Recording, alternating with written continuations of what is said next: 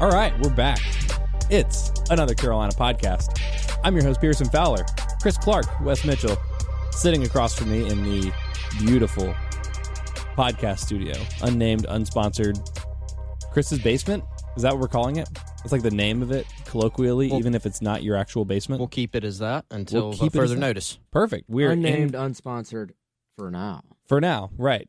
And forever and always, Chris's basement. And we're down in Chris's basement to talk a lot of South Carolina football. The Gamecocks have had 4 spring practices. We've heard from a whole host of players, a whole host of coaches. Spring is rolling along, slowly but surely. And South Carolina's got sort of a weird spring schedule where they have it broken up by spring break, and Will Muschamp has explained the method to that madness. So we're going to talk a lot about what's happened so far in spring. We're going to get to the second half of our spring depth chart as South Carolina gets prepared for this Purdue game, which, for those of you that missed the last podcast, South Carolina is not doing their traditional garnet and black spring game. They're instead going to be playing Purdue in a scrimmage, so we're trying to figure out what the depth chart's going to be for both sides of the ball. We went through the offense. We're going to go through the defense today. And finally, one more commitment for the class of 2021, something of an unknown commodity that we'll get to at the very end of the podcast. We will start with observations from the first 4 spring practices. Chris, you have a really nice looking, probably actually nice also, notepad. Yes. That reminded me of movies about newspapers and journalists. I don't see anybody write on notepads anymore. And you've got some notes in there. I'm guessing there's a lot of notes on this thing. Yeah, no, it's full. It's actually impressive. I don't know if we can read it, but I'm guessing we can read it, and that's... Can you read it? Let me see. I'm in the process of transcribing the hieroglyphics from this pad into a computer document. Yeah, so you have bad handwriting? Yeah. I mean, that's an understatement. Really, really terrible. Can you decipher enough of those to give us some brilliant insights on what you've seen in South Carolina's first 4 spring practices? Is that what's on there, by the way? It is not. Is that just a grocery list? It is also not that. Okay. This is business items. Okay. Or these are business items, or rather, to This be grammatically is business items. to be grammatically correct. Oh, man. All right, but I do have some thoughts. I also have another correction, since I corrected myself on my grammar. Observations from 2 practices, because that's all we've seen. We've only seen 2 practices? And we have seen 15 minutes so of they've each had practice. 4 practices, but Yes. it's only the first part has only been open to the media. Flex in the first 3 periods, so stretch in about 15 minutes of 2 practices is what we've seen. All right, so just 1 practice since we spoke last Wednesday. That's right. And, Wes and I have been able to talk to some people and gather some different things, in terms of what we've seen with our own eyes. That's a little tougher because largely you see the guys do some dynamic warm-ups and some stretching, and then you see, we've seen a lot of special teams drills and people kicking the ball. If we just went off of what we've been able to watch, it's not much. They have spent the entire spring on special teams drills. Hopefully they're going to be really good at special teams. Really, really good. Yeah. At special teams, based on what we've seen. Yeah, there's lots of 100% of the time devoted to it. But I think we have been able to take a look at some guys in terms of some, some body changes and things like that. The guys getting bigger. We got a chance to lay some eyes on some of the newcomers, the early enrollees, see how some guys have progressed, and then hear some things. And obviously, so 2 guys, and I think Wes would probably agree with me on this. Maybe, but we don't know. We won't spoil it. But the 2 guys that I've heard the most about in terms of newcomers, if we want to touch on those, Luke Doty, Marshawn Lloyd. Who are those guys? Were those the walk-ons? Yes. 2 preferred walk-ons. No, so Marshawn, it's been wild. Like, everybody we've talked to been able to observe practice, and even from what we've seen, he's just really impressed. And we heard it from the moment he stepped on campus, whether it's the weight room or how he carried himself. And sort of the hope was if he's half as good as his tape looks, then he's got a chance to be good. And so he has not disappointed on that front. Luke Doty is a guy that's been in command. He's got an arm. He's got athleticism. He's got leadership qualities. I was about to say that. Oh, Wes, you're spending too much time with me. You're taking my stupid jokes. Oh, man. Y'all are killing me. But those 2 guys, have really stood out. And Marshawn Lloyd standing out because his head is rather large. Is that my understanding? That's somebody told me that. I don't remember which one of you told me that. Well, they're wearing the big. Some of the guys. Is it just the running backs or the receivers? I think it's anybody that is more likely to be Taking involved hits. in a collision. Yeah. So they're wearing the big padded. The ones that they helmet wear things. like during special teams during spring practice. Yeah. Like the colorful. Okay. They're That's like cool. gray. So he doesn't actually have a big head. He's just been wearing this Right. thing. It makes. Yeah. I It mean, just it looks different. people wear them during like our rivals camps and stuff like that. They Mhm. put the kids in them and they look sort of funny, but But they're not over an actual helmet. too, Right, you right. know? They're So just it's on like, your head, They're yeah. just on your head. It's like helmet, then outer shell, outer shell, of thing. exoskeleton. A double helmet, as it were. Yeah. Yes, it's huge. But I mean, you got those guys, and then you've got, I think there's a lot of different storylines. Offensive line, sort of some of the combinations they've been using there. Secondary, the different combinations they've been using there. Having Jalen Dickerson back healthy for the first time in a while. Can he stay healthy? Cam Smith and John Dixon, can they lock down a corner spot? What's receiver look like? What's tight end look like? I think there's just a lot of different storylines, and a lot of them we don't have answers to Chris yet. pop quiz. Okay. Another position battle that actually will not be talked about at all, but is, I believe, always important. Holder position. Oh, Mm. Do you remember? I do. You got it. Okay. Yeah. Do you remember who was working first team holder? First team was Christian sir. Kinsley. Yes. And Second team, Second was, team was Luke Doty, Yep. which means he's not going to pan out a quarterback. At least that's what people online would have you believe. Yeah.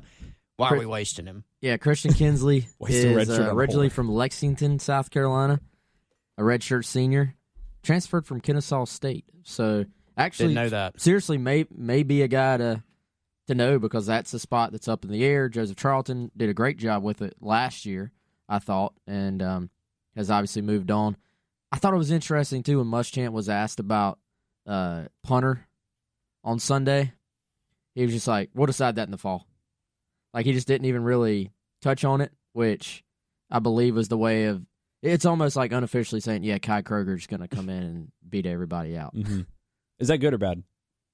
I think that's good. I mean, the guy's like, what, the number 2 punter in the country according to some sites? Yeah, I mean, it'd be better to have Joseph Charlton back another year. Well, yeah, but obviously that's not happening. But like, I don't think it's not quite like you remember. Was it last spring for the snapping situation? Was really bad in spring ball, and then they brought And they in got like Oliveira. 12 guys, Yeah. including Oliveira, and that solved it. Obviously, there were no issues with that. So they've got right now. If they had to start the season today, they probably don't feel great at all about punting. But you bring Kroger in, if he can do what you think he can. They've been spoiled, obviously, on that front. All right, so I've been watching a lot of special teams. What about the kicking battle and the returns? Well, Parker White at kicker, I mean. And then, it'd be but some other guys, it sounds like, are more in the mix than you would expect it, or is it just everyone's getting equal reps because it's spring? Yeah, no, I think, a lot of spring is just, I mean, there's method to the madness, but you're repping, a lot of it is just fundamentals. You want all your guys to get to kick at this point. Parker, I mean, I think it'd probably be the shock of the entire offseason, actually, if Parker White wasn't, the starter there.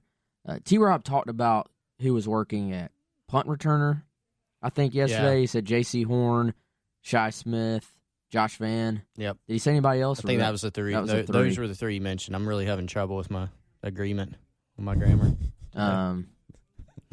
Yeah, other than that, and it's not like, even though we're seeing special teams, we're not seeing we're not able to watch live returns or anything like that. I doubt they're even doing any live returns or anything like that right now. It's Although more Will did mention that he individual wants stuff. those to happen either throughout the course of spring or at least during the spring game, just so that they can get some live work on it. I imagine that would be something that would happen in the spring game, again, against Purdue, so that makes sense to get some good opportunities there. I guess we won't have any feel one way or the other, but that's most of what you've seen. Guys look good, big, strong, fast.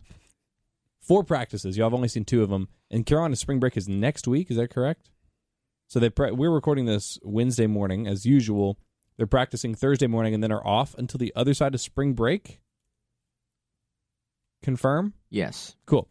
And the reasoning behind that, because this is pretty unconventional. Most teams, well, at least the way I remember South Carolina doing it in the past, you just kind of roll them all out and you get it done in the course of 2-3 weeks. But the impetus for this, according to Will Muschamp, having to do with basically giving guys the ability to get healthy if they get injured in the first part of spring, which is kind of a weird thing. I mean, it's like, okay, that's cool. That makes sense.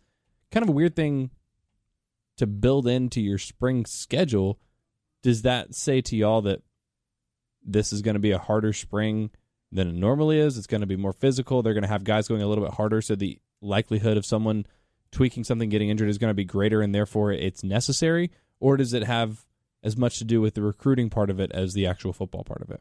I think it's the second one because I mean they've done this. Have they? Oh yeah, this has been the way they've done it. Yeah, every year, right? Yeah, and he's. I don't remember this at all. I feel like they normally just like bang it out. I think it was like last year or the year before. I think he was asked about it specifically. And I think it's just, I mean, they get to start earlier. They believe with the current recruiting calendar in trying to get as much momentum early on, get as many guys committed as possible. And, you know, I think it worked out for them on Sunday. They had a bunch of guys in. That was the first day that the new February dead period was over. So it sort of, I was looking, you know, on Twitter, Sunday sort of became like an unofficial, like big recruiting day at a lot of schools because kids could finally go back out. So they were trying to get out, I guess, before the weekend ended. And Carolina had a bunch of guys on campus, had several of their signed guys in as well just to come watch and be around the program.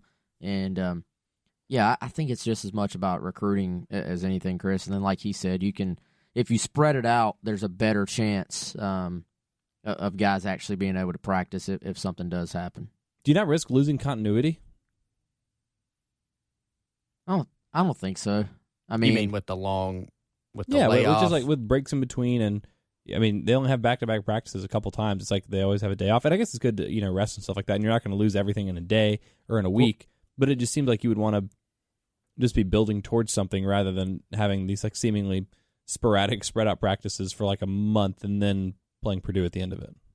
Well, I mean they're not taking the day off in between. I mean, just because they're not practicing today, they're still doing weights and all types of mental. So it's really more, you know, do a practice and then build off of what happened in that practice, go over the film of what happened in that practice, learn from that practice, then start to look ahead to this is what we're installing for the next practice. And there aren't, other than the actual spring break, I wouldn't say there are many breaks at all, like within the actual days of the spring. So, and if you can't retain this stuff for the 1 week, what does that say about your ability to retain it for the entire summer? Yeah.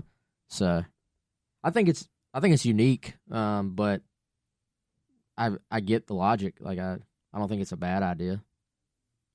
No, I mean I guess we'll find out in the fall how much these guys improve. I guess it's safe to say through 4 practices, I haven't really learned much of anything other than just seeing kind of what guys look like on the field. Obviously most things won't even be decided by the end of spring, much less through a third of spring. But it has been nice to be able to hear from some of the players, to hear from some of the coaches. As I mentioned, we talked about a few of Will Muschamp's comments. Ryan Helinski got to speak for the first time. I think fans were intrigued to hear from him.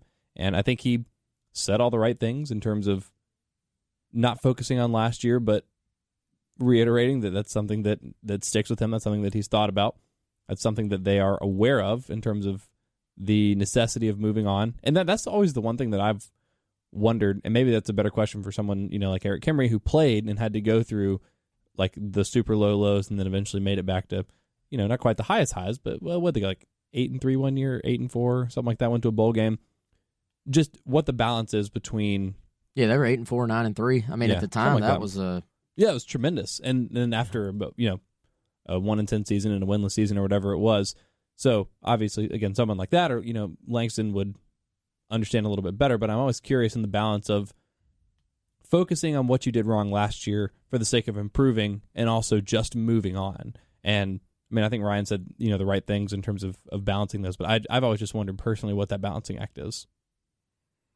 Yeah, I mean, I think you got to recognize everything for what it is and sort of why things happen. I don't think you want to dwell on as much of, you know, we're a 4-win team. That's as good as we can get, because you're not going to improve much from a mental standpoint there. So you take it as some of the players sort of talked about it being a motivating factor. But I think more important than that is just, can you pinpoint, you know, where you have to get better? And for South Carolina, it's a lot of different areas. You know, T-Rob talked about it some yesterday. A lot of the issues on defense were just, you know, sometimes there are guys trying to do too much, trying to be the hero, trying to make a play. you have to make a play on defense when you're presented the opportunity to do it. You stay in your gap until the guy's out of your gap, and then you can go play football, is sort of one thing he said. And they had some issues with that, had some inconsistencies. That was the biggest thing. Offensively, we've talked about this, extremely inconsistent. They go from being able to move the ball through the air, being very effective on the ground, to being completely ineffective. And there are a lot of things that even went into that. It was the quarterback plays started to suffer. It wasn't as good. They had injuries at running back. I think one thing is, can they keep this team healthy? I mean, when we look back at 4 years of Will Muschamp era, that's sort of a common theme, and maybe some of it's in their control, some of it's not. I mean, a guy breaks his leg or whatever, not really in your control too much. But can they stay healthy? Because any team, unless you're just the elite of elite, has to stay relatively healthy. So if you can do that, maybe that helps them win a game or two or maybe more. Or it gives them a better chance to do so. But then you have to recognize, how do we get better? So obviously there's some schematic changes with Mike Bobo coming on board. There's going to be some personnel differences where they got to find some guys. Some of those are more long-term fixes they're going to have to recruit, but they got to find some guys and develop some guys. So there are a lot of questions right now. And speaking about some of those changes, one of the guys that I was most intrigued to hear from was Adam Prentice, obviously, who's come from Colorado State, basically just because he wants to play for Mike Bobo for another year, is my understanding. And, obviously the guy probably has some aspirations for playing football after college. I don't know if it's going to be in the NFL, but maybe the XFL, CFL, something like that. I think he wants to play football, but speaks to how much respect he has for Mike Bobo that he's chosen to not stay in Colorado, where he was for the last 5 years, and not stay close to home, which I think is Fresno, California for him, if I remember correctly, but to come all the way to the East Coast, to a state where he's never been to South Carolina. He mentioned that when someone asked him about just his impressions of South Carolina, to come play for Mike Bobo. And I think what he represents for South Carolina is fascinating as an option to really push South Carolina over the top as they attempt to zig while everybody else is zagging, to go more under center, to play a little more power football. And frankly, and this is me getting way ahead of myself and too excited, and it's not going to look like this because, Mike Bobo is a good offensive coordinator. He's not Kyle Shanahan in terms of an offensive mind, and Adam Prentice isn't Kyle Juszczyk, but that's the first thing my mind goes to, because the NFL, it's you got, Sean McVay and the Rams, and you got, Andy Reid and the Chiefs, and you got all these spread offenses and big quarterbacks and all this stuff, and then the 49ers are okay, well, we're just going to make the Super Bowl running the ball most of the time, a lot of motion, a lot of power, a lot of I formation, things like that. And if Carolina was to go in that direction, I'm here for it, because what they did last year wasn't working. They don't have the personnel they barely have the personnel to duplicate what they did last year, which was terrible. So you got to try something different. This is an attempt to do something different, and I really liked everything that I heard from Adam Prentice in terms of how he broke down this quote-unquote new for South Carolina approach to offense. Yeah, I mean, and I think a lot of people, some people were alarmed when Mike Bobo got hired, because you hear the words like I formations, like almost a dirty word or something now. And look, I mean, you look at what he did at Colorado State. Mike Bobo's not coming here and going, we're going to do this because this is what I believe in, and this is how it's got to be. He's going to evolve it and tailor it to what he thinks is best. Now, does that mean it'll be the right decision? No. Does it mean it'll be effective? No, because there's all sorts of different factors that go into that. But you go back and watch some Colorado State stuff, they'll open an I formation, then the next drive they're shotgun, and then they're using an H-back. So, I mean, there's a lot of different things that they do. They'll use tempo. They won't use tempo, slow it down at times. So it's going to be very multiple. There's going to be a lot of different looks. And, look, some of those times just lining up in the eye or getting under center, maybe you're playing to some guys' strengths a little bit. There's going to be some play-action elements. Obviously, a guy like Marshawn Lloyd, who I think will be the starter at running back, he's probably going to have a chance to be pretty effective. Prentice can be effective. Got Nick Muse when he comes back. So I think it's very intriguing. And I think you're right. Maybe it's, like you said, the zig and zag thing. I mean, everybody's going toward these spread offenses, but maybe South Carolina can be a little bit different in some situations, and maybe that plays to their advantage a little bit when they're matching up with people. Yeah, and for Prentice specifically, that he's playing a little bit of tight end too. Seems like it's going to be in the mix. Now, Carolina, I mean, if he's going to be playing some tight end, you have Nick Muse and Adam Prentice there, in addition to some of the guys that Will Muschamp mentioned, I guess, during his comments, that are just coming along that are actual tight ends. But for Carolina, that was sort of a big question mark, especially for the spring with Nick Muse out. who takes the reins in that position. It sounds like Prentice is going to be working to be on the field whether or not they're in the I formation. And again, to go back to the Niners and Kyle Juszczyk, whom Prentice likes as a 49er fan, I remember seeing, I think it was in the NFC Championship game, that the first 8 snaps of that game, Kyle Juszczyk lined up in 8 different positions, and you just wonder if Prentice, being a veteran, understanding the system, this is his 6th year playing college football, if he can be kind of that Swiss Army knife that unlocks a lot of interesting looks for Carolina this year. Well, I think a couple of things caught my attention from coaches talking and Ryan Helinski talking this week.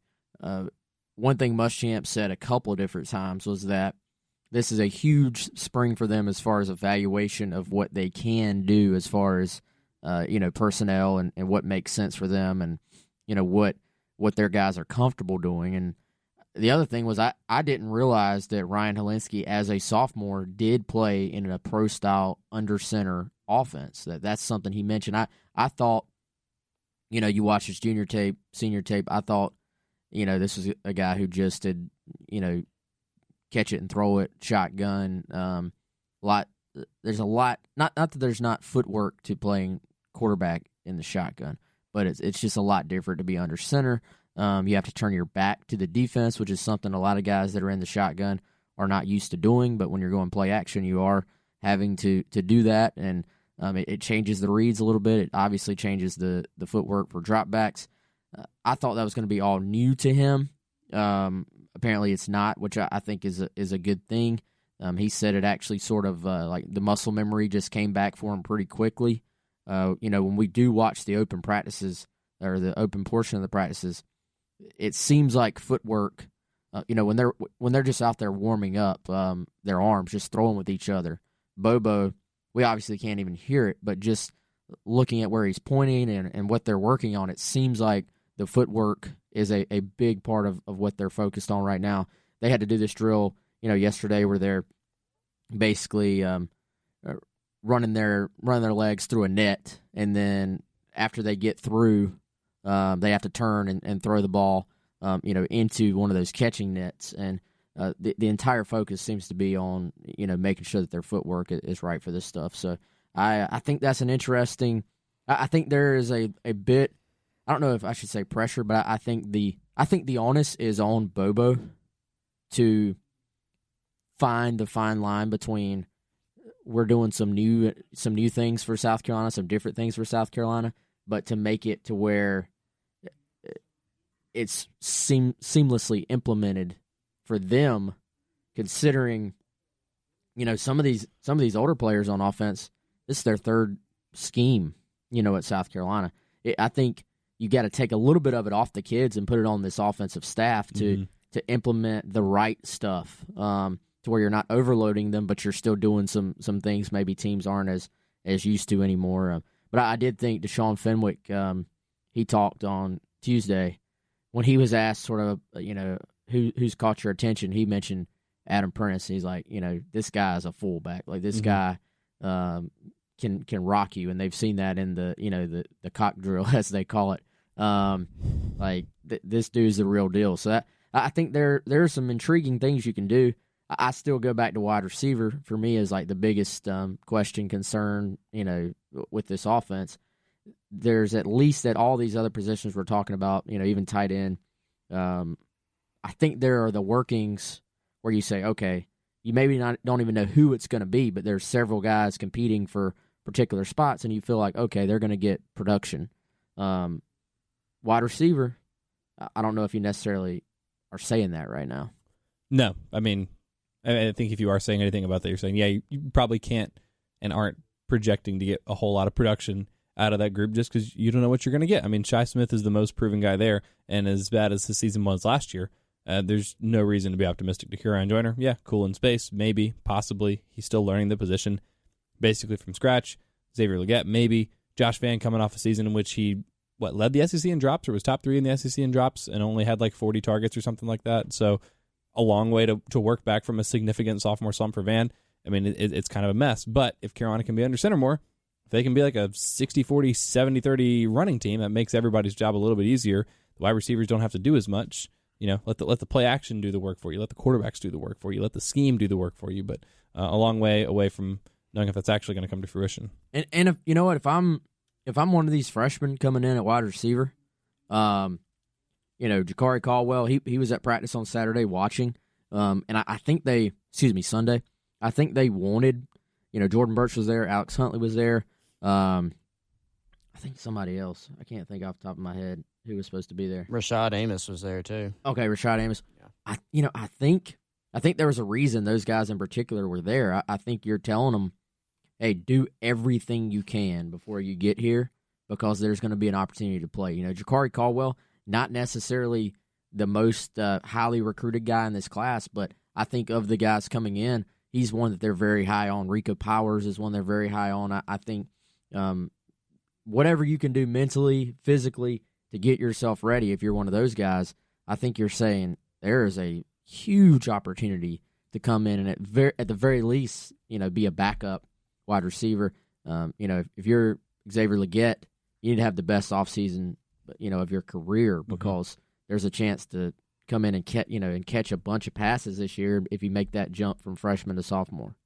As I mentioned, heard from a bunch of people: Will Muschamp, Travaris Robinson, Adam Prentice, Ryan Helinski, Cedarius Hutcherson, Xavier Legette, Rashad Fenton. You mentioned Chris. Anybody's comments that you wanted to get to, player or coach, that we've heard from? Rashad Fenton.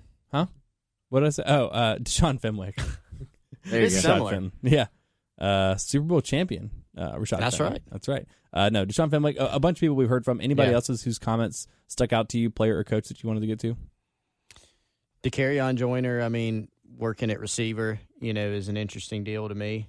He seems happy though, right? He seems happy about it. He seems. Does he ever not seem happy? I think he's just a super positive guy, right? Yeah, he is. And I think last year, not only did he have to go through the injury, but you switch from you remember when he was getting recruited in high school. There were some teams that wanted him to play, safety or play receiver, play running back, whatever, and he was just set on quarterback. And so, the plan was to move him last August, and that they sort of had to go back and forth on that. He had to split time because of injuries to other people, and then he himself dealt with some injuries, and that was a tough time for him. But he's just, he is a great kid. I wouldn't have faulted him at all for any decision that he made. He did have some people telling him that he should go try something else, somewhere new. And, if he would have decided that, then great, whatever's best for him. But he stuck it out, stuck around. He's a really high-character guy. And I think he can help the team. For him, it's just going to be about staying healthy and being able to, just learn the nuances of the position. I think just based on natural athletic ability alone, there's some things that they can give to carry on to put him in space, make it easy on him to where he can make some things happen. And then he can continue to progress in the playbook and see his role expand even from there. But I think even you look back at some things he did last year at receiver, he showed some natural ability beyond just, bubble screen or whatever. Mm-hmm. He can catch the ball naturally, and he's really good in space. So I thought his comments were really intriguing, but just the move overall I think is something that's interesting because South Carolina really, really needs help, really needs an injection of athleticism all over the ball. And so for Joyner, for Lloyd, for these couple freshman receivers, a couple of freshman tight ends, I think all those guys are going to draw looks because they're athletically what they're looking for there. Anything else I wanted to get to? Observations from practice or any comments that anybody made over the last week before we move on to our defensive depth chart? I don't think so. Do you, Chris? I think we're good on that. Perfect. I think we're in. All right, just to refresh y'all on what we're doing with this spring depth chart, it is a spring depth chart. Hey, how about that? So, as we go through the defense, no Boogie Huntley, no Jordan Burch, some of these other guys that aren't going to get here until later in the summer. We're not factoring in. This is all just a discussion for what the depth chart will be when South Carolina plays Purdue in, is it April? Is the spring game in April? April 4th. April 4th. Cool. So what is the depth chart? And we'll start with the defensive line. South Carolina lost Javon Kinlaw. They lost Kobe Smith. Is that it? DJ Wanham. DJ Wanham. Yep. Returning a lot from a unit Losing that was a lot. But losing a lot, too. Returning a lot. Yeah. Returning a lot and losing a lot. This was the best, most consistent unit on the team last year. I think losing Javon Kinlaw is like the really, really significant one, obviously, because he's a top 10, definitely top 5, maybe player in the NFL draft. You're not going to be able to replace his impact. You're not going to be able to replace his productivity. But just go across the board. There's a lot of experience. There's a lot of talent. And it seems like there are guys that are poised to step into that role. And I'm not saying Rick Sandage is going to be Javon Kinlaw next year or ever. But in terms of what are the counting stats, what does this defensive line look like in terms of its production on the field this year, I think it could be as good as last year's. Is that crazy? I don't think so. I mean, I think... I don't know if you're going to have a Javon Kinlaw. I'll go farther. You were not. Yeah, you're not. You're not. Yeah, you're probably not going to have a Javon Kinlaw. But I think as time goes on, as the season progresses, I think this defensive line can be really good because I do think you have some depth. I think you feel really good about Pickens, Sandage, Keir Thomas inside. I think Jabari Ellis came on strong last year. So there's 4 interior guys for you right there before you even get to the guys, like a Boogie Huntley who's coming in and maybe could make an impact there. Yeah, J.J. Enagbare, who I think came on strong towards the end of last season. I think overall, sophomore season, I don't want to call it a disappointment because it was just, he didn't play as much because most guys didn't need to play as much as we thought they would. He probably got like 15 snaps a game or something like that. Had a couple sacks against A&M. Was playing well. He's obviously missing the spring, so he's not going to factor into this either. But even if you just look at the guys that are there for the spring, it's like, oh, that's a pretty good unit. And then you're going to be adding a lot more in the summer. Enagbare back, Boogie, Birch. But as for the spring right now, if we go DL1, obviously we're talking Sterling at the defensive end. Yep. Inside, Keir Thomas and Rick Sandage or Zach Pickens? That's the one that's tough because Pickens may play some 3 technique and that shade position. So between those two that you mentioned and Sandage, it's sort of like it's hard to figure out how you slot it. Well, I think it's going to be about who the best 2 are, I think, and you figure it out from there. Keir is not going to be as exciting as to fans, obviously, because everybody likes the big names and stuff. Keir Thomas is probably starting, though, right? I mean, he's been around a while. Yeah. He's just a good, fundamentally solid player. I would say right now, in spring ball, my first team front, and we haven't seen an actual depth chart out there at all. It's definitely not that Will Muschamp's depth charts mean anything anyway. Well, no, at times we could see like our literal depth just chart by watching seeing how they rep or how they rep when they line up on defense first.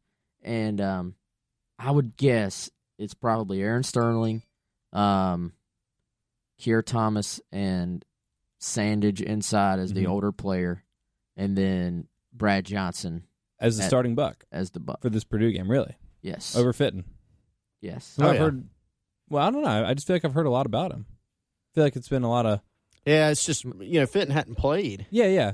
So it's more like optimism, like, oh, this guy could be good, like he's coming along, not like this guy's all of a sudden going to be right. That's beast in the fall. Right. That's how I'd classify it. And Brad's just been around a little longer, and I still just have, and I could, as time moves on, maybe I end up being wrong. I still feel like Brad Johnson could be a really good player.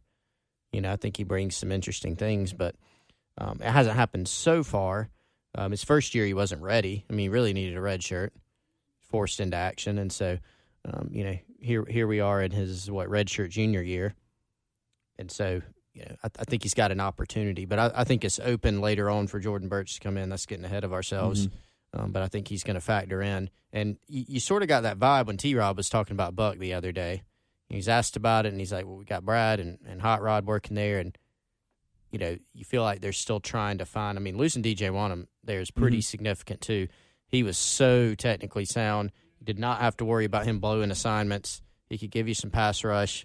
He could set the edge. So, I mean, that's a pretty significant loss for them as well. But so Johnson backed up by Fitton, Fitten. Mm-hmm. Pearson really is shoehorning Rashad Fenton onto this team. Apparently. Yeah. I didn't know that this was burbling beneath the surface. And then the 2 defensive tackles, I guess, that are backing up, if you're saying that it's going to be Thomas and Sandage, we're talking Pickens and who's the... And Jabari. And Jabari is the fourth defensive tackle. And then what's interesting to me, that other defensive end spot, actually, never mind, it's not interesting because Enagbare is out. I think Enagbare would be number 2 right now, but that leaves probably Joseph Anderson. Joe Anderson, and repping at that true D end. Yeah, like strong side, traditional defensive end spot. But I'm with Chris. I think it really sets up well for Jordan Burch in the fall, depending on, is that right off the bat? Is that game 5? When does it happen? I don't know. But the physical gifts there ultimately have a chance to take over, I think. Linebacker. You lose T.J. Brunson. Mm-hmm. You bring back everything else. Yep.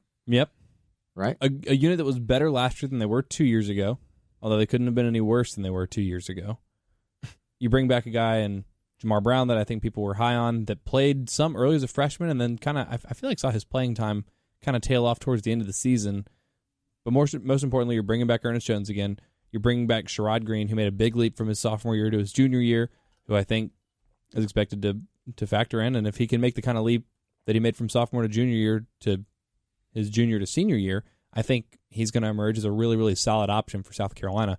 Now, part of the question is going to be, what kind of defense do we see him roll out? Is it more 2 linebacker looks or 3 linebacker looks? Maybe like this past year, it's going to be sort of dependent on the matchups. But everybody's there in the spring, correct? There are no linebackers that are missing, and Mo Kaba's obviously missing spring. I don't think, coming in as a true freshman and missing spring, he's necessarily going to factor into the 2 deep right off the bat anyway, especially if Carolina's just rolling with 2 linebackers. But all the other guys are there and repping. The only other guy would be Easton Riddle, right, who was placed on scholarship, but he would be probably more of a depth and special teams guy. Mm-hmm. But yeah, everybody else is around. I think we can actually maybe answer your question about sort of configurations with 2 or 3 man linebackers. I mean, T-Rob talked a little bit about that yesterday. And he actually said, I didn't even realize this, but he said they played 29 or 30% of regular, personnel last year, which I didn't think it was that high. I knew at one point they had shifted a little. Yeah, there's like a 2 or 3 game it. stretch Where they played a lot of it. Yeah. Yeah, and part of that was Sherrod playing well, and they wanted to fit him in because he was playing, but it was a better option for them than playing nickel. But it also worked against them. Sometimes the nickel package, T-Rob talked about it. I think it was a combination of Sherrod playing well. Staff wanted to get him on the field more, and also they were having some trouble on the edges with their nickel getting blocked and things like that. But T-Rob actually said they may take that same approach this year. They may be playing that much regular or even more, he said, this season. But obviously, like you said, Pearson, I think it depends on the opponent. But Ernest Jones, we can all agree, he's the Mike. So Ernest Jones and Sherrod Green, Ernest Jones and Jamar Brown, who are the 2 right now? Well, if we're saying South Carolina's going to roll out with nickel as their primary defense next year. In the nickel, I mean, I think it's 100% going to be Sherrod Green. Yeah, I think Sherrod, and then, they've worked Damani Staley some at the Will and the Sam. They sort of alternated those 2, and they've worked one at the Sam 1 week at the Will. And then I guess Jamar Brown will factor in. It sounded to me, reading between the lines, like they were trying to make the Will and the Sam more interchangeable. Is that the vibe you got from T-Rob? Like they wanted, it seemed like they wanted guys to be able to definitely play either one in order to get their best guys on the field. I personally, now Jamar Brown, he's not out for the spring, but he has been hurt. We don't actually know exactly what it is, but he has been out. Like yellow jersey hurt or not participating hurt? Not participating, but not participating in practice, but he has been running on the side. Like he's been moving around. So I would say spring depth chart first teamers for me, I would think, Ernest Jones, Mike, Sherrod Green, Will, Jamar Brown, Sam. And I think that probably is your best 3 guys now.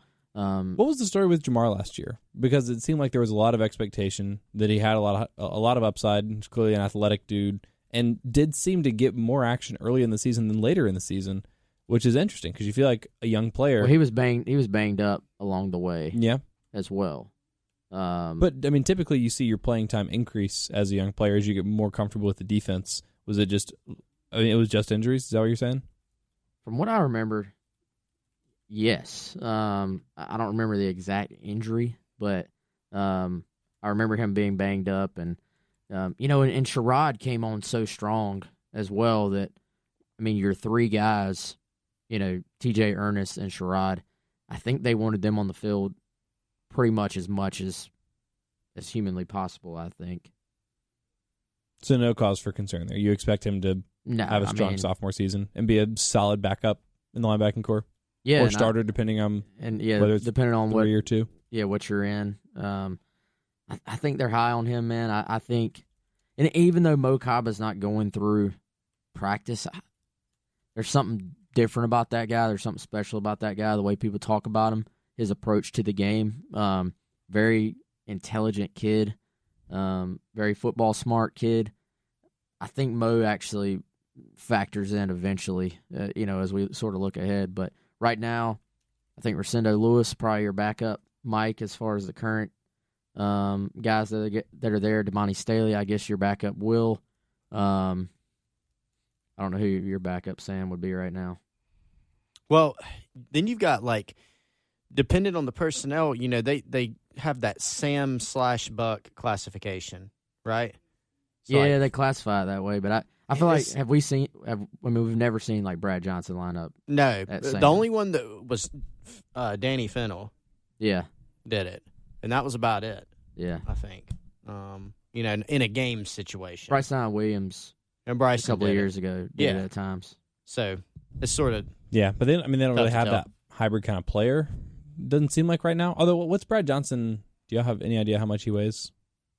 Because he was always small for a defensive end, which makes him, I guess, a better fit for a buck. Is he small enough that they could bump him into a kind of hybrid spot there if needed? It says he's 255. Okay. I felt like he was playing at about 210. He's definitely more of a on the line, type of guy rather than going and playing in space and all those types of things. So linebacker's pretty cut and dry. And nice that they have basically everybody there and available for spring. It's going to make it hard on Purdue to attack that second level for Carolina. Rather than going whole secondary, I wanted to split it up into corners and safeties. So corners, J.C. Horn, he's still good, even though he doesn't get interceptions. Is that fair? Yeah, he's very good. Yeah, he's really, really good still. April 4th, who is the other starting cornerback for South Carolina? It's a good one. I still think it'd be Izzy. Sounds like he's been working a little at safety, though. Yeah, but that's been the case forever. Is Jamie not ready to make the move over to a full-time corner position? Do they like him at the nickel? As an all-SEC freshman defensive back? Yeah, I don't think... He was tremendous last year. I don't think Jamie will ever be a full-time cornerback. If anything, too small? No, I mean, if anything, he'll be a safety. Or nickel. Yeah. I think ideally, here's what has to happen. Cam Smith, who they actually, seem to be happy with what he did this offseason. He's actually the special teams player of the week this past week, we yes, heard. It was. But yeah, Cam or Johnny Dixon have to step up to allow for that move to take place. Then, I think you slide Izzy to safety. Jamie Robinson is going to be on the field. So again, you get back, are you in a 4-3 or are you in the 4-2-5? If you're in 4-3, maybe Jamie's a safety. If you're in nickel, maybe Jamie's playing nickel. You want your best two at safety and then your best three at safety/nickel to be on the field. So I think at corner right now, I'd still probably say J.C. Horn, Izzy Mukwamu, Cam Smith as backup, Johnny Dixon as backup. If Izzy slides over, then obviously it changes a little bit. These are two units that are returning everybody, right? They're not missing. They didn't lose anybody, did they? At corner and safety? I don't think so. Returning everything. Which, I mean, the defense as a whole was good last year. The D-line was good. Secondary was pretty good. Had their moments, I guess, on both sides of it. Probably averages out to a solid season from the secondary. And I'm gonna if it's JC and Izzy, you still probably feel pretty good about that. I'm going to give my opinion, but I also have sort of a discussion question. So if they go, let's say Izzy plays some safety, do they play him at safety and nickel, and then when they're in 4 defensive back person, when they're in regular, do they move him back to corner? I mean, do you want to do that? Like having because then you're taking him off the field, basically. Yeah, I mean, then you're taking a corner off the field, another corner off the field. Like you're flip flopping in between. Okay, go play safety and nickel. Go play corner and regular. Do you do that? Yeah, why not? Wait, he did that in the North Carolina game last year. He started at safety and moved to corner later. Talking about Izzy. Because why wouldn't you just leave him at safety? I guess that's contingent on either Cam Smith or John Dixon being able to hold down that corner spot. Otherwise, you can put Izzy at I guess safety and take Jamie off the field, or let Jamie play safety. Why would you ever want to take Jamie off the field? I don't know. Yeah, so I'm like almost confusing myself talking about. You confused all of us. In my iteration, I'm putting Jamie at safety when next to RJ with JC and Izzy. Well, not necessarily. No, next to Izzy. Oh, Jamie and Izzy. In my scenario where Cam Smith or Johnny Dixon, let's say Cam Smith, have stepped up and said, "Hey, I can play corner. I can be a starter." I'm putting Izzy at safety, JC at corner, Cam Smith at corner. Jamie Robinson is playing safety in my 4-3, and then Jamie Robinson, who I think is the best nickel on the team, is sliding to nickel, and then whoever my next best safety is coming into the game. RJ or Jalen. Who played next to RJ last year? I can't even remember. Who was the other safety for most of the year? Well, sometimes it was Jamie, and that's not a good sign when. No, but who was? It was Jemias Williams at the beginning of the year. Jemias Williams, but he transferred in the middle of the season. Who else was back there? This is amazing. We got to cut this part out because this is fantastic because I said this in the last podcast. Like the football season feels so far away, and it was just like a little over 3 months ago that it ended. I guess it was eBay. JT eBay. Oh my gosh, they did lose. Yeah, they did lose. I knew they lost somebody. Yeah, no, that's addition by subtraction back there on the back end for South Carolina. Now you got to figure out the other safety spot because he was playing for a reason because nobody else was able to take that spot from him. But that's probably why there's a little more impetus to move Izzy back there. You know, the best case scenario in the world, as in good the whole wide world for South Carolina secondary, if Cam Smith or Johnny Dixon steps up, that'd be great. Is that going to happen realistically? I think it could happen. It's realistic, but even better than that would be a healthy Jalen Dickerson is able to live up to what all we heard about him when he first arrived at South Carolina. If that happens, then everything else probably falls into place for you. Then are you talking about Jalen and RJ back there? Are you talking about Jalen and Izzy back there? I don't think at that point. I don't think it matters if Jalen Dickerson steps up and is healthy. I say steps up. If he's healthy, that's been his biggest thing that stopped him. Then all the other pieces will. I feel like they'll work out because there's enough guys with talent that the rest of the spots will fall into place. So there's like 6 guys right now. It sounds like that are good enough to play snaps, assuming Jalen's healthy, because JC's going to play, Izzy's going to play, Jamie's going to play, RJ's going to play, Jalen's going to play, and then Cam and John Dixon. Yeah, let's just say one of those guys. I would still give John Dixon the edge. Yeah, good. Just because he's played. Mm-hmm. Now Cam may come and who knows, maybe he blows him out of the water. I don't know. Man, I still can't decide on spring, and I think it could look different starting the season than the spring game iteration. The spring game iteration, maybe I don't want to say play it safe. That's not the right word, but maybe you sort of keep continuity and you play Izzy at corner to open the spring game. But if I have to make a guess, that will end up being wrong. Go ahead. I will say because we're trying to go spring game lineup, right? Yeah. JC at corner, that won't be wrong. Jamie at nickel, that also won't be wrong. And then I'm going to say John Dixon at corner, Then Izzy at Israel safety. and Izzy at Jalen? safety And RJ at and safety. RJ at safety. Not Jalen. Not yet. Now, I mean, Jalen's been around for a while, and listening to, I think it was T-Rob talking about him yesterday, saying that, like you said, Wes, the only issue has been his health. It sounds like he's picked up the defense, like in terms of the mental part of it, just fine. It sounds like the physicality is there, but he's just been hurt every single year. This is his junior year or redshirt junior year. So he's been on campus for 4 years, and he's played in like 8 games. Yeah, I mean, when he first got on campus, you remember he enrolled early in 2017, and he got on campus and was super impressive. I mean, was going to help them year one, and then he just got hurt. He just What kept have all the getting injuries been? I don't even remember at this point. He had the shoulder nerve damage, which was a pretty big one, and then he had a hip. And each of those were enough to keep him out for an entire season. Yeah, or close to it, depending on the timing. Mm-hmm. And then he misses spring like once or twice. He also had even the year the 2018 season when he was able to come back from one of the injuries. He played some against Florida and he wasn't ready. I mean, he didn't have the reps and stuff, and he hurt his hamstring in that game. So there's just been a bunch of different. And then last year he was ready to go, and then he had the injury. I think more nerve stuff than had to have surgery. So.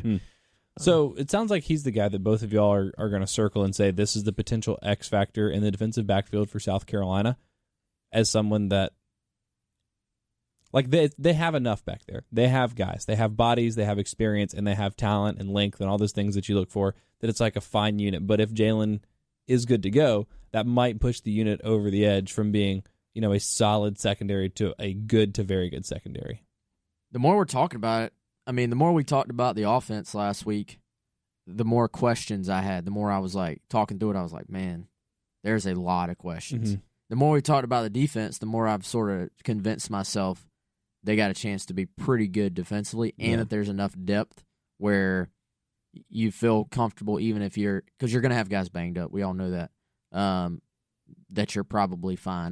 But I think Jalen, and then if just one of Cam Smith and John Dixon can sort of step up for you at cornerback, then I think you feel good. And then we haven't even talked about the 2 freshmen that are already on campus, or the freshman and Joey Hunter that's coming in. So the fact that we haven't even had to have had to mention them yet. Talking about O'Donnell Fortune and Dominic Hill. Yes. I guess you've just seen them run around.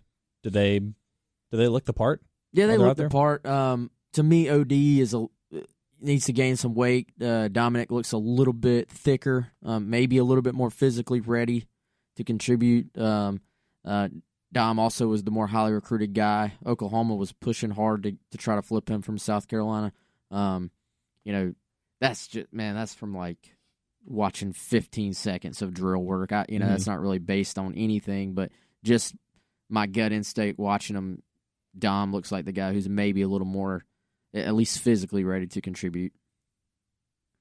Sounds pretty good. Pretty good. Pretty good. I think it's fair to have reasonable expectations for the defense. And again, this is without a lot of guys that are going to be factoring in once they arrive in the summer, you think? Because, I don't know if Boogie's going to break the top 4 defensive tackles right away, maybe by the end of the season. I think Jordan Birch is going to factor in right away. Some of the other guys, I guess there's no one else coming in the defensive backfield that's really going to shake that up, but reason for optimism, I think. Well, and you don't really want to say that your freshman defensive tackle has to come in. It was a luxury for Zach Pickens to only have to play in 8 games and not play more than, I think, 20 snaps in a single game last year. Yeah, like if Boogie comes in and plays a bunch, that means Boogie has passed guys, which is obviously a great sign. Yeah. So that's what the spring depth chart looks like for the South Carolina-Purdue game. Again, April 4th. You don't want to miss it. Get your tickets now. It's going to be exciting. It's so cool that they're doing that. It's going to be way more interesting than the actual Garnet and Black game. You will have now convinced at least someone that's actually I've convinced myself. So I've already done my job. I convinced somebody, and that somebody is me. I'm going to be really disappointed when I walk into Williams-Brice on April 4th, and it's just 2 Carolina teams wearing different colors. We'll obviously have a lot more for y'all throughout the course of spring as we get more sound from players, sound from coaches, a few more observations. I guess there will at least be a couple more practices that are open in part to the media. Won't be a ton of news, but at least, maybe some observations here and there. Before we get out of here today, South Carolina did have one more piece of news related to the football team. Another signee, the second one of the class of 2021. Another commitment. What did I say? Signee. Yeah, whatever. Commitment, signee. Someone said, hey, I want to come play at Carolina. And Carolina was like, okay, cool, you can come play for us. That's what happened. And his name is Sam Reynolds, and he has the same amount of stars as I do. So, Wes, Chris, explain this to me. Well, I'll explain the stars. Sorry, he's more athletic than you are. Are you sure? Yes. Have you seen me do, I don't know. Anything? Yeah, anything other than just stand here and Well, I've record a watched Sam podcast? Reynolds run. I don't think you're as fast as him. Okay. I'm That's going fine. to say that. I mean, I've seen some, he's got some track. Can you run a 10-800 meter? What's that in a 40? I don't know. I'm not I can going run to a do the math. 4.5 40. Not now, you can't. Why not? He runs a 4.41 40-yard dash. Okay. Well, I haven't run a 40 since high school, and I'm in better shape now than I was in high school. Okay. So let's put me on the track. Wait, is there any way that we can go out to practice and do it? Y'all did this last year. Wasn't it during spring? We all raced each It's other? summer camp. Oh, that was summer? And we didn't train either. We're going to do ACP We're out gonna there run this a summer. 4-3 this summer. We're going to do live from some kind of camp, ACP, and we're all going to do some of these things. We're going to do a little high jump, do a little 40. Wouldn't that be fun? It'd be fun. Y'all have, that's a couple months away, so y'all have plenty of time to sponsor it, because that's going to be the media football crossover event of the century. So That sounds get good. pumped. Okay, Samuel Reynolds. So Samuel Reynolds. Yeah, so, I mean, this is a guy that South Carolina offered, and they like him. He worked out at a Rivals camp last year as a defensive back. He's sort of classified as an athlete, but South Carolina likes him on offense in sort of a role where a lot of people may say, well, how do they envision him? Is he a receiver? Is he running back? He's sort of all of the above. They feel like they can use him sort of a jack-of-all-trades type of position where they can use him on some jet sweeps, use him on special teams, use him in the slot, play him at receiver some, let him get in space, let him run. So he's not the biggest, but he's got some speed, he's got some athleticism, and was a guy that they were able to get in the boat early. So, Alabama is a state where I think you're going to look at with the number in state is sort of rising for 2021, but might be like 6 guys, 7 guys at the end of the day if they can hit all their targets there. But Alabama is going to be a state where they're going to try to do some work in this cycle and may not be the only one that ends up being in the class from Alabama. It's certainly one they're going to hit a little bit harder, I think, going forward. So Sam Reynolds, no stars. He's listed as a defensive back, and you're telling me that he's really good. He's worth South Carolina getting to commit on, or in early March. What did we hit on? And he's an offensive. I didn't even hit on the stars That because was- Pearson started talking about how fast he was. Yeah, no stars. If a guy has been evaluated and he's not an impact guy, he's a 2-star. No stars just literally means they have not been effectively evaluated. And there's yet. no 1-star? No. Well, why have 5 then? Just have 4. 5 just looks better. That's so stupid, though. If you're not going to even make 1-star an eligible You can't make a 1-star, grade, man. why? Because nobody wants to be a 1-star. Well, then nobody Wes wants to be a is mad 2-star. There's a basement for all of these things. If you're telling me nothing's worse than a 2-star, then It's nobody wants to be a perception. 2-star. Perception. It should be 4 stars, and you should be allowed to have 1-star. No, but here's the thing, man. You don't know that there's no such thing as a 1-star. You just told me there isn't. Yeah, but you didn't know that before today. So the perception, if you're an average fan just reading something, Yeah, that's why this is a lie, and I hate it. Yeah, but see, it's the perception of it. Well, I knew I had Nobody never wants seen to a be 1-star. I didn't know that it didn't exist. I just thought that nobody talked about those guys because they just went to I don't Hey, know. man, congratulations. You're a 1-star. Nowadays, everybody, well, I won't say everybody, be that guy. Nobody cares about that. But almost, if you're committed to a Power 5 or even like a group of 5 or a lot of times even an FCS school, you have a ranking of some sort. Yeah. You're in the ESPN top 6 million. Yeah. Yeah, everyone's on some kind of list somewhere. But here's the thing. It's literally, if you're a 2-star, the definition of a 2-star is pretty much that you're a college football player. You are a football player. No, You you're played a the game of college football. football Okay. player. And you So- have pro potential. When, you know how a lot of people, they get so mad, I'm a 3-star. They're hating on me. It literally says you have pro potential. What does a 2-star mean? I think it's limited pro potential. If somebody told me that I had limited potential to be a pro athlete, now I may be like, no, I'm definitely making it. Yeah, but two, I think of 2 as like basically like you can play college ball, which is why. See, Rivals is not in the business of evaluating like a bunch of Division III guys, right? You know, so those are the 1-stars. In the hypothetical, in theory. Okay, all right. So they just don't even make the list. They don't even make the Rivals list. What's Sam Reynolds? Is he gonna grade out as a 2-star, as a 3-star, as a 4-star, as a 5-star, 6-star, 1-star? I think he'll probably start out as like a 5.53 star. Yeah, that's what I'd have him low 3. Right 5.53 rating, so 3-star. Yeah. Okay. So again, he's listed as a defensive back. You're saying Carolina's recruiting him as an offensive player, guy all the way. A jack of all trades kind of guy. What are his primary attributes other than, I guess, versatility, which just means he's athletic? He's a smaller guy, so yeah. I mean, athleticism. He's good in space. He can run.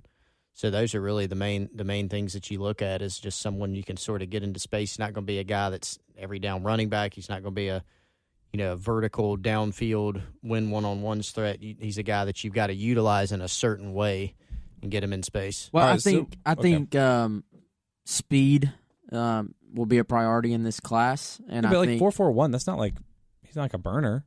4.41 is burning. That's fast, but he's that's when burning. he gets on campus, he's not going to be but he's not going to be the fastest guy on the team.